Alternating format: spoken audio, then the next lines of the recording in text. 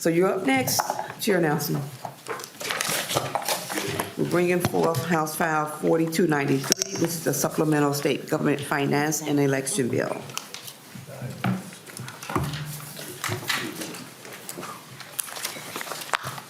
Thank you, Madam Chair, and I'll move 4293 to be referred to the General Register. All right, so I have, so we also have an author's amendment to get the bill in the shape that you'd like to present it. I will Yes. move the H4293, A17 Amendment. Can you please explain it? And Madam Chair, members, this amendment, as was in the Veterans Committee amendment or bill, the amendment is to delete the dots and insert zeros in those. That's a technical amendment, and then it deals with the Indigenous Peoples Day and changing Christopher Columbus Day to Indigenous Peoples Day. It was meant to put that in originally, and we missed it going through. So that's what this amendment does. Any questions on the amendment? If not, the author's A17 Amendment is before us. All in favor say aye. Aye. All opposed? The motion prevails and the amendment is adopted. Chair Nelson, please continue with your presentation, and then we'll take up the other amendments. Thank you, Madam Chair and members. Get my notes here and get them in line. Members, this is the state government budget, our supplemental budget bill. The target we had, or the overbase that we have of this bill, is just under $77 million. But members, the majority of that, 49 million of that, has to do with IT and cybersecurity. In the legislature portion of the bill, there's $14 million going to the revisor's office for the updating their systems that they use for presenting or creating our bills and our amendments. They're falling out of date on that, and so that's the biggest amount of appropriation there. There's also money in the legislature part of the bill dealing with raises for our staff. We've been having trouble hiring staff. We've been having trouble hanging on to staff, and this is just a small piece to try and enhance the jobs here so that we get our people to stay. If we go down here again, the IT part of it in a minute, there's a $10 million, actually $12 million over the 2 years for enterprise cloud transformation, again, updating our IT systems. There's $10 million in there for executive branch technology and modernizations, and there's $10 million for advanced cybersecurity tools. And then there's, if you go back on the next, on the IT theme, Minnesota management budget, there's what they call the ERP systems. There's a $7 million to update those, and what the ERP systems are, members, is that's the backbone, that's the SWIFT, that's all those systems that run in the background that the Minnesota management budget uses to pay our bills, and all the different departments use that. So that's what those are, is to update those and get them up to date, so that currently we're at a point where some of the updates can't be done because we're not fully up to date on those bills. Again, like I said, there's $16.9 million to the legislature. The largest chunk is that upgrade of the information technology systems for the revisor's office. There's a $2.3 million adjustment for the AG. There's money here, $310,000 the Secretary of State. Some of that is money going for a chief information officer to deal with, again, their IT and one person in charge of that. There's also money in here to match HAVA funds that are coming from the federal government. There are state matching funds for that. Again, I already spoke about the majority of that, again, is updating systems and cybersecurity. And with that, members, and there's also some money in here for the Historical Society for part of that, for reopening the places that were closed down during COVID. Some of those are one-time costs to get those buildings, those sites up and running so that the public can visit them. And with that, members, and Madam Chair, I'll stand for questions. We have people here to help answer questions that, and if I can't answer them, I'll call on them. All right, thank you, Chair Nelson. Representative Nash.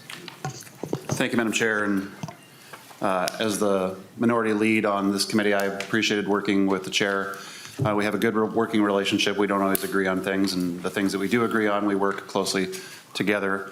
Members, many of the provisions in here are things that I've authored in the past, so it's awfully hard to rain on their parade, but we do have a need to take cybersecurity more seriously in the state of Minnesota. And I would like to eventually work to the point where we make funding programmatic instead of going back and forth into the well. Working in corporate world and advocating for cybersecurity in my job, it is a fixed cost that should be built into the conduction of business. So I would like to eventually get to the point where we can do that. But there are some other things that I think cause me some concerns, more from the policy perspective, and certainly we'll talk about the spending provisions, and I made a promise that I'll only beat it up a little bit here in committee, and we'll beat it up more on the floor. But I think that some of the elections issues that we've talked about, and we've had a long-standing conversation around the need to have elections provisions be bipartisan, and when one of the parties has a disagreement, that we would remove them based on a long-standing agreement going back to many governors to make sure that any elections changes are indeed, for lack of a better term, benign. Well, we don't have that in this. And I find that deeply disappointing that now for the last 2 biennia, we have had elections provisions that come into bills that we move through the system that are opposed by the minority party, and yet we move them forward. And I came here hoping and seeing that that was the previous expectation, but we've sailed away from that. And I don't know that, Mr. Chair, that that's necessarily your desire. I think that those are directions that you've been given from leadership, and I find that deeply troubling. I think that Minnesotans look at us here, and Minnesotans expect of us to seek what is best in the eyes of the people that they have sent to St. Paul to represent them. And that if we have things that are controversial, that we would remove them and let them go as a standalone bill. And that was always my understanding. And Mr. Chair, when I first came in the majority and you were the minority lead on the committee, that was how we did it. I find that very troubling. And so should you. So should you. If the provisions that you have included in this bill that have opposition by our party are so fantastic, put them on the floor. Steel your spine enough to say, we're going to run this as a solo bill, and do it. Instead of layering it into an omnibus bill and trying to make it have a little extra protection as it flies through things. One of the other things that I have, some might use the word harped on, but I will say worked on passionately since my arrival here at the Capitol, is the idea that it takes a lot of money and percentage of money to administer grants. So in the provision here, Mr. Chair, if you could maybe help us once we get to the point where I have a question, you've got a variable amount that can be used for the administration of grants. Could be 5%, could be 10% of a grant to administer a grant. Let's walk through that. Let's say we have a grant that is for $1 million, and you're going to allow 10% peel off to administer that grant. That's $100,000 to the administration to basically take a bucket of money from here and move it over to here. Let's say that person is responsible for doing 4 or 5 over the course of the year. You're saying that they're going to peel off $500,000, maybe $1 million in administration of grants. I would say that if we're looking at an FTE to do that, I would hope that they could do more than 1 grant administration in the course of their yearly job. But what is this money going for? I've asked and asked and asked and asked, and no one's ever actually had a legitimate answer to say, well, here are the things, Representative Nash, that go into administering a grant. Now, if you look at the not-for-profit world, and they get grants all the time, they do not require 10% to administer a grant. And you've heard me say this quote before. This is effectively, the bureaucracy is expanding to meet the needs of the expanding bureaucracy.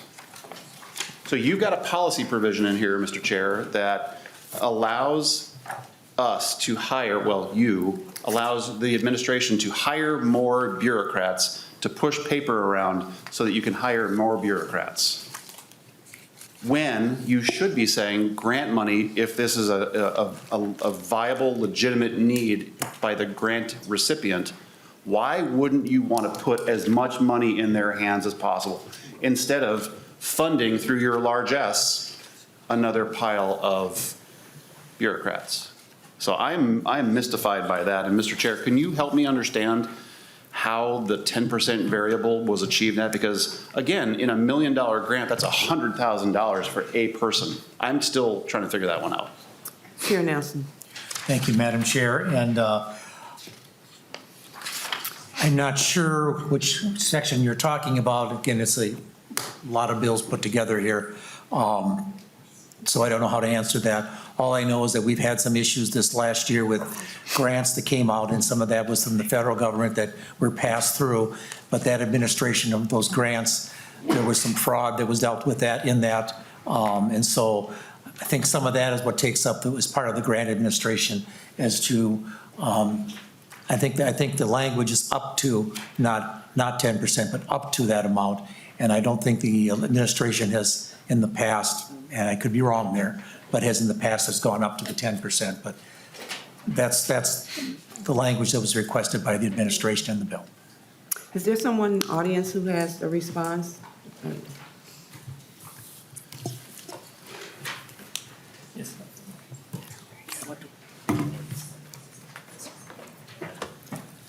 Well, welcome to the Ways and Means Committee. Could you please introduce yourself and respond to the question? Good morning, Madam Chair. For the record, my name is Julie Byrel. I'm the Legislative Director for the Department of Administration. We want to thank Representative Nelson for including this. This was our request. This has really come from enterprise grant makers who have expressed this need to us in the past. Admin houses the Office of Grants Management. This request is for 5% for holdback for grant administration when the grants are legislatively named, on up to 10% when it's a competitive grant program. So when it's a competitive grant program, the grant administrator is required to do, determine who needs the grant and also doing extensive review of the grant. So you're doing upfront assistance to potential grantees. You are assisting the grantees through the process and requesting information and oversight to make sure that the taxpayer funds are protected and that the grantees are getting good customer service from the state employees. Representative Nash. Thank you, Madam Chair. Well, and Ms. Byrel, we can maybe take this offline, but you're saying that a person is administering this competitive grant possibly, and they may take, because the language is permissive, it may take up to 10%. Well, is that person only working on one grant per year? Because if we're trying to effectively make this a pass-through so we don't incur extra cost to administer this grant, you're saying that on $1 million grant, that person is effectively accounting for $100,000. I would hope that the state of Minnesota was better at administering grants than this, because 10% peel off when we've got the Office of Justice or the Department of Justice for their grants takes 2.5%. And on other things you're saying, well, we only need 5%. Having served in capacities as a board member in not-for-profits for many years, you can do it much more lean than this. So once again, I will remind you of my quote that the bureaucracy is expanding to meet the needs of the expanding bureaucracy. If we are simply hiring more and more and more people to push paper and administer grants, God help us.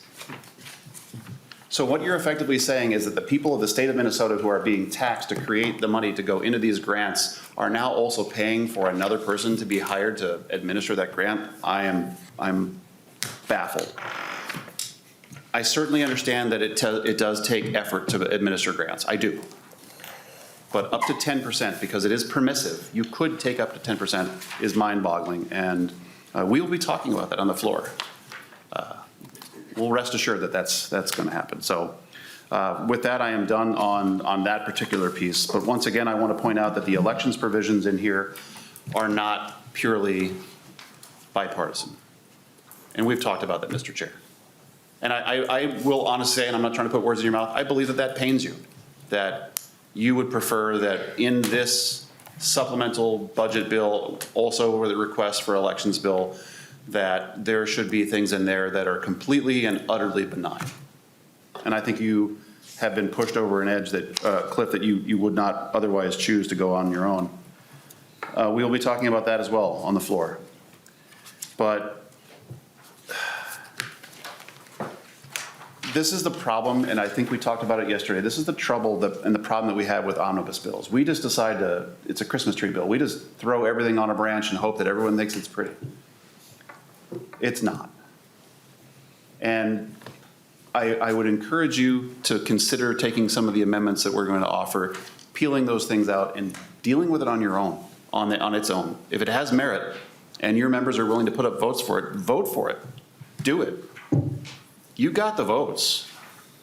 If you think that some of these election provisions are so fantastic, then put them up on the floor on their own. This is a troublesome bill. I don't think that a lot of it's going to become law. And as a result of that, I don't feel like I need to belabor the point, which I'm sure you're happy about, Mr. Chair. But understand that there are some deeply troubling things in here, and there are some very good things in here. There really are. Things that on their own I would support. But when you lump them in with all this other stuff, it makes it unbelievably hard to palate. So with that, once this becomes engrossed, I would encourage all members to vote against it because it's just not a particularly well thought out bill. And that's not demeaning you, but you've been forced to put in things that are just crap. So with that, I'll be done. Thank you. Okay, so we have one other amendment that was pre-filed. Chair Becker Finn, you have the A20 amendment. Please move it and tell us about it. Thank you, Madam Chair. Yes, I would move that amendment. It just removes a couple lines on page 108 of the bill regarding the way that we're notifying folks about what's an absentee ballot and what's a sample ballot. It just simplifies things to make it a little bit easier, a little bit less of the all caps text. So that would be my amendment and would appreciate the support. Thank you, Madam Chair.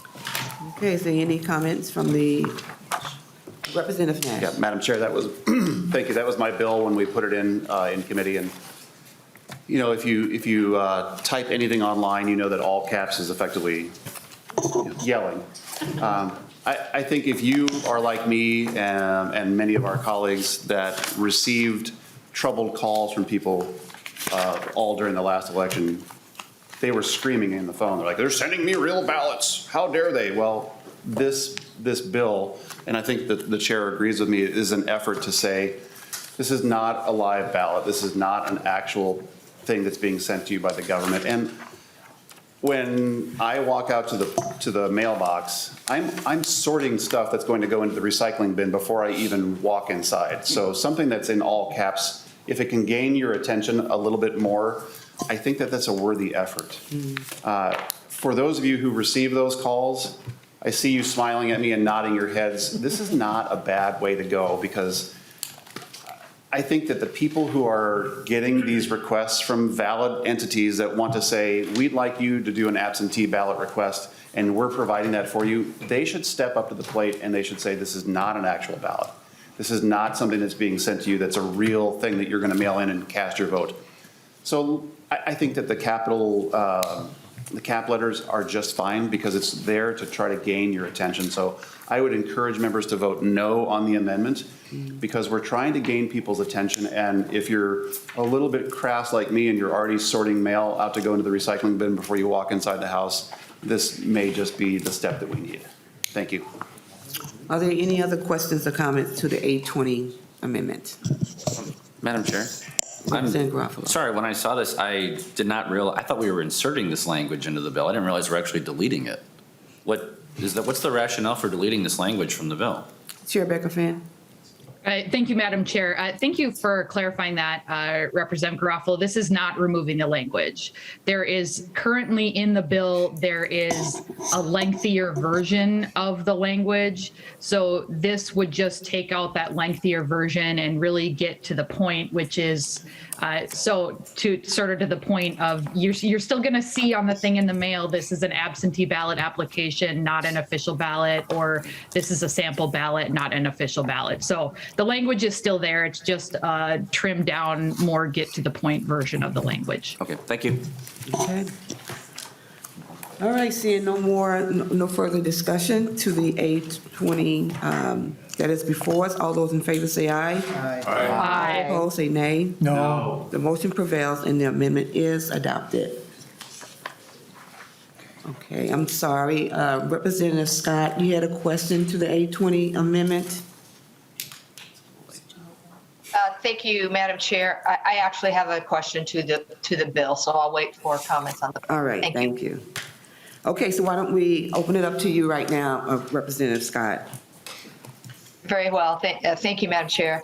And to the bill's author, I'm just wondering what the additional $2.335 million to the Office of the Attorney General is for. Chair Nelson. Thank you, Madam Chair, and Representative Scott for the question. The $2.335 million for the Attorney General's office is for operating adjustment, and again, as part of the legislative, I talked about operating adjustment to hang on to staff. That's for the same thing in the Attorney General's office, operating adjustment so they can hang on to their good staff they have there and continue to do the work they need to do. They're having issues with people leaving because they're being underpaid, as opposed to some of our too larger, and some of our counties are stealing the staff. I mean, stealing may be a bit tough word, but they're enticing the staff at the Attorney General's office to leave the AG's office and go to work for our counties or go to work elsewhere. And this is just an attempt to try and hang on to some of that staff. Representative Scott. Thank you, Madam Chair. So could you break this down a little bit more? I mean, how many employees do they have? I mean, 2.3 million seems like an awful lot of money for enhanced salaries or benefits or whatever they're going to be doing to entice these people. Could you break that down a little bit more, Mr. Chair? Chair Nelson. Madam Chair and Representative Scott, I think we have somebody here on Zoom from the AG's office, Ms. Taken-Holtz. Okay, Ms. Taken-Holtz, can you respond to Representative Scott's question in more detail? Yes, Madam Chair. My name is Laura Taken-Holtz. I'm the Legislative Director for the Office of the Attorney General. Thank you, Representative Scott. So I would need to get the exact breakdown, and I can get those numbers to you, but it is about retention of our talented staff who are paid less than area public attorney offices. And it's also to help with some of the administrative functions such as finance and information technology and really the backbone of the office. Representative Scott? Thanks, Madam Chair. And it's good to see you, Laura. Question, did these needs exist last year during our budget year? Mrs. Taken-Holtz? These have been sort of ongoing needs. As you may know, the office has experienced some historical disinvestment. Our budget in real dollars is approximately what it was about 20 years ago.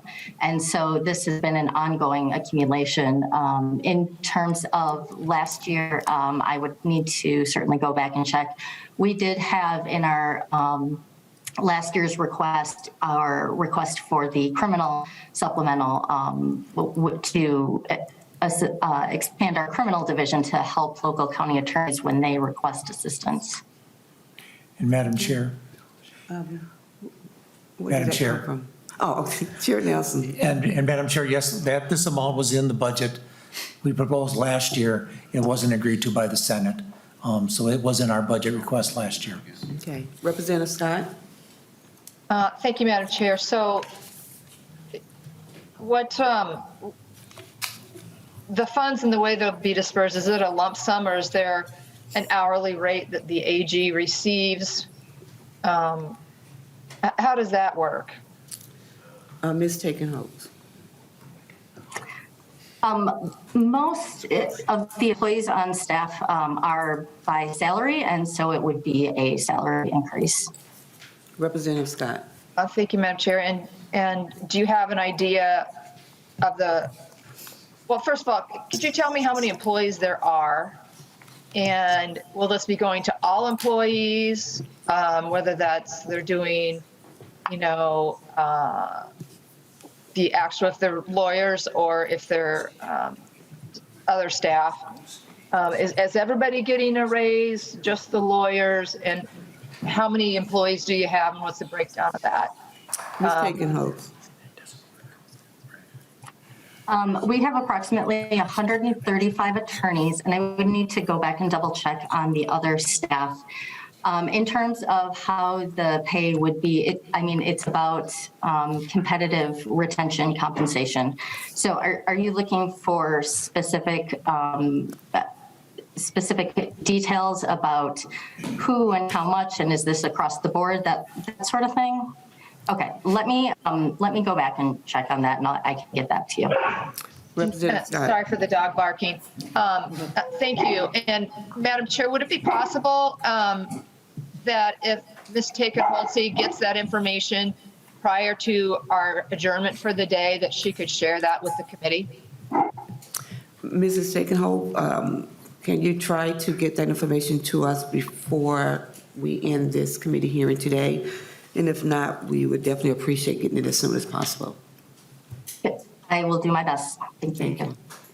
Representative Scott. Thank you, Madam Chair. Okay, thank you. Are there any other questions? Seeing no further discussion, Chair Nelson, would you, do you have any closing comments? Thank you, Madam Chair and members. Again, this is the bill, total bill, we're a little over 77 million over base in the bill, or a little under 77 million, but a majority of that, 49 million of it is for IT and cybersecurity, which we all know is what's some of the stuff that's going on now. That's something we need to constantly we need to invest in, and so that's what this is going forward. And so I ask for your support. Well, thank you, Chair Nelson, for your committee's continued work on the state technology and cybersecurity, making our elections more secure, and the multiple equity provisions to reflect our increasingly diverse states. So there being no further discussion, we will proceed to the motion to combine the four bills and send them to the floor using House File 4293 as the vehicle. Can I leave here, or do I need? Chair Nelson? Can I go back there, or do you need me here? Stay right there. Okay. That's why I'm asking. Okay, Chair Nelson would like to move that the language contained in House File 4293 as amended be incorporated into the state government, veterans, and military affairs pension and transportation omnibus as a separate article. Would you like to move that? That's my motion, Madam Chair. Yes. So the Nelson motion is before us, and unless someone requests a roll call, we're going to do a voice vote. So those all in favor of the motion say aye. Aye. All opposing nay. No. The motion prevails. Next, we have Chair Hornstein, who would like to move that the language contained in House File 1683 as amended be incorporated into state government, veterans, and military affairs pension and transportation omnibus as a separate article. So moved, Madam Chair. So the Hornstein motion is before us. This vote is just to add the transportation language as a separate article to the omnibus bill. All those in favor of the motion say aye. Aye. All those opposed say nay. No. The motion prevails. Chair Eklund would like to move that the language contained in House File 4324 as amended be incorporated into state government, veterans, and military affairs pension and transportation omnibus as a separate article. That is my motion, Madam Chair. So the Eklund motion is before us. This is just on the motion to include the Veterans and Military Affairs language as separate articles in the omnibus bill. Does everyone understand the motion As amended, Madam Chair. as amended? Thank you.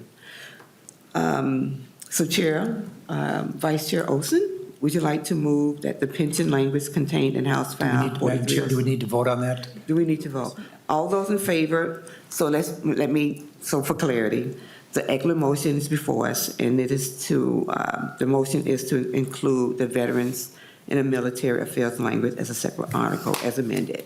All those in favor to the motion, say aye. Aye. Opposed? No. The motion prevails. Now, Vice Chair Olson, would you like to move that the pension language contained in House File 4306 as amended be incorporated into state government, veterans, and military affairs, pension, and transportation as separate articles? So moved, Madam Chair. So the motion is before us. So we're just voting to insert the pension language into the omnibus. All those in favor of the motion say aye. Aye. All opposed say nay. No. The motion prevails.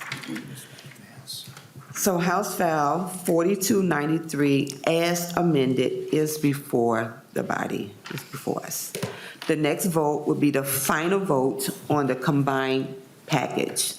Chair Nelson renews his original motion that House File 4293 as amended be recommended for placement on a general register, and that nonpartisan staff be directed to make any technical corrections and amend the title. This will be a roll call. Ms. Anna, please take the roll. Chair Moran. Aye. Moran, aye. Vice Chair Olson. Aye. Olson, aye. Representative Garofalo. Garofalo, no. Garofalo, no. Representative Albright. Albright, no. Albright, no. Representative Becker-Finn. Representative Bernardi. Aye. Bernardi, aye. Representative Eklund. Aye. Eklund, aye. Representative Hansen. Aye. Hansen, aye. Representative Hassan.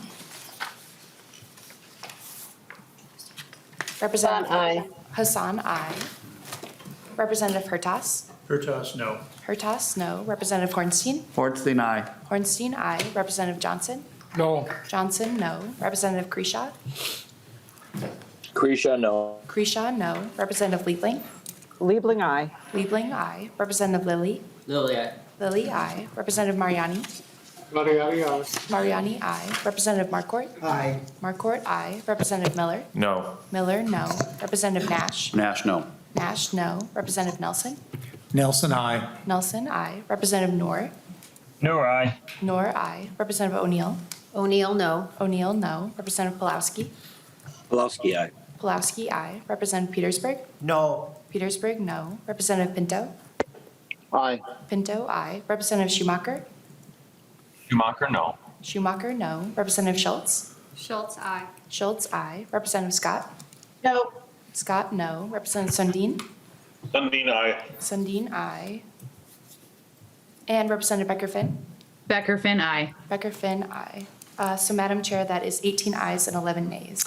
So there have been 18 ayes and 11 nays. The motion prevails. And House File 4293 as amended is recommended for placement on the general register, and nonpartisan staff is are directed to make any technical corrections and amend the title. I want to thank you, a big thanks to all the chairs in your committee for putting together this important work.